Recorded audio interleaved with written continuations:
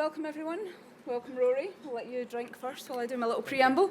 So an incredible and historic fourth title here at the Emirates Golf Club. How does it feel to be a four-time Hero Dubai Desert Classic champion? Yeah, I was saying in an interview earlier that the arc of my career and Dubai in general have sort of like tracked each other pretty consistently along the way.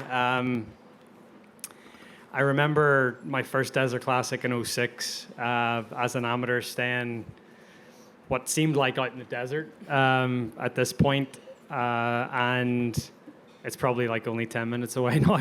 It's so built up. But just to think like 18 years ago and what it meant to come here and play in this event. To be sitting here, having won it 4 times, and all the great experiences that I've had in Dubai, and the friends that I've met, and the everything sort of along the way. It's always been a place where I come back to and reminisce about my career, because I really feel like it's where everything started. So it's amazing to sit here and. The first Desert Classic, I took a media credential and I walked inside the ropes to follow Tiger and Ernie and Thomas Bjorn, I think. And then just to think about even the arc of that, Thomas Bjorn was my Ryder Cup captain.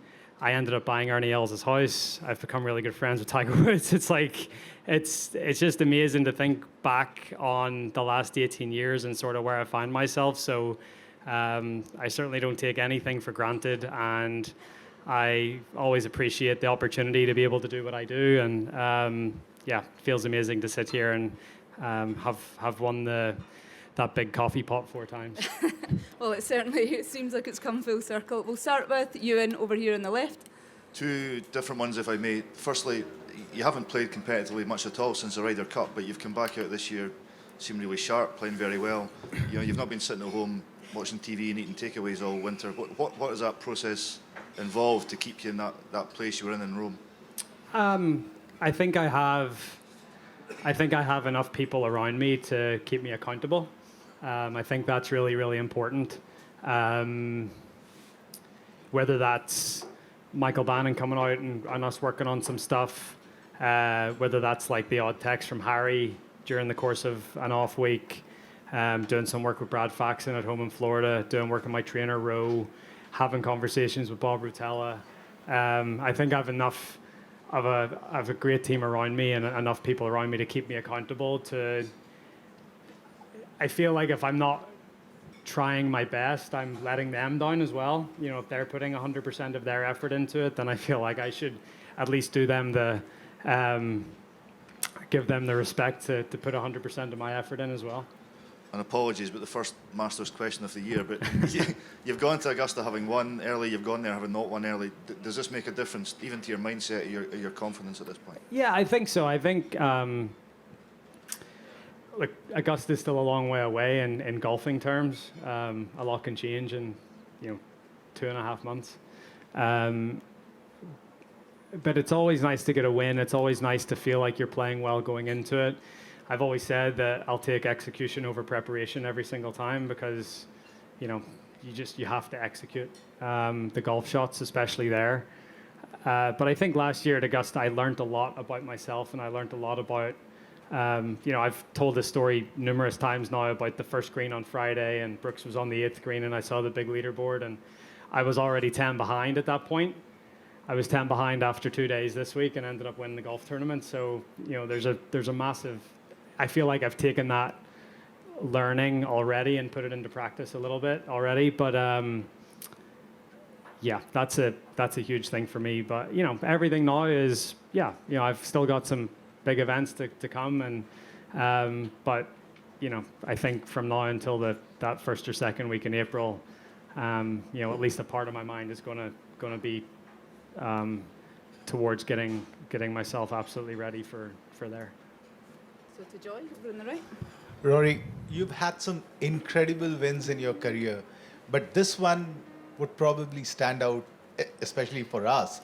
But where does it stand for you? I mean, coming from 10 behind, especially not playing that well the first 2 days? Yeah,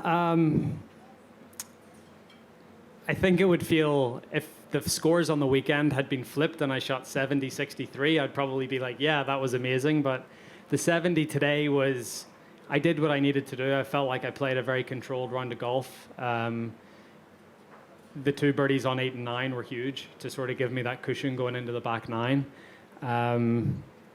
But yeah, the golf course definitely played a little trickier at the weekend. It was hard to get the ball very close because of how firm the greens were. And, you know, I thought, even after I finished on Friday, I thought if I shot 267s over the weekend, I would have a decent chance to win. And if that had been the case, I would have tied Adrian at 13 under. So I wasn't too far away with the prediction, and thankfully I went one better than that and ended up winning the tournament. And you spoke about Brad Faxon getting those 2 videos from him. Did you sort that out, or is it that what you just said, that the team around you is so good that he himself sent it across and asked you to make the changes? You know, he sent it across without a prompt from me. He just said, look, he said, I hate bothering you when you're at a tournament, but I just saw a couple of things. Sent me a couple of videos, explained what he saw, and it's not anything new. I mean, it's actually the exact same thought with my putting I had at the 2022 Tour Championship. I ended up going on to win that as well. So it was a familiar thought and a familiar feel, and I definitely felt like I putted a bit better on the weekend. Okay, we're going back to the left to Martin. A lot of people think players like yourself can finish the job off when they get in that back 9 and you had a 4-shot lead at one point. Just talk us through just how difficult that was over those closing few holes. And as you said, you didn't birdie a hole in the back 9, which is unusual here. Yeah, it is. I think it speaks to how tricky the course was getting. The conditions were, you know, it was windy, the greens were firm, and then if your ball sort of ran through into that like second cut, you get like real iffy lies, and it was quite hard to judge how it was going to come out. So it got tricky. But yeah, after the bogey on 13, I just wanted to steady the ship a little bit. I knew 14, 15, 16 were tough holes, so I thought if I could just get through them and par them. I played those, well, at least 14 and 15 quite conservatively. I hit a tee shot left on 16. And I guess, like, you know, I knew that I'd have a couple of chances on the last 2 holes. If I needed to make a birdie, then those were the chances. But thankfully, I didn't need to in the end.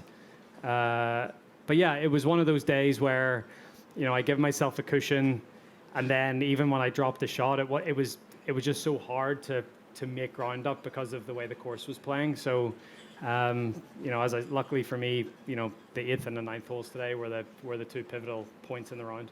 We all know your dad rarely misses a shot you hit, but to have your mum here as well this week, how special was that? Yeah, it's this is her first time in Dubai in 9 years, I think. So yeah, I think they've had a great time. They also love coming to Dubai and love spending time here. So you know, we've got three of those pictures on the 18th green. They weren't here for the win last year, but it's pretty cool. I mean, 2009 to now, and those, you know, the 15 years that have passed and everything that's happened. It's still incredibly cool to be able to do those things with them. Okay, over to Swami on the right. Rory, you've been coming here for 18 years, and I don't think there's any soul here in Dubai who doesn't know you. So how difficult is it for you to control your emotions when you're coming through? You're on the cusp of a record win. How difficult is it to control your emotions, and how do you manage that?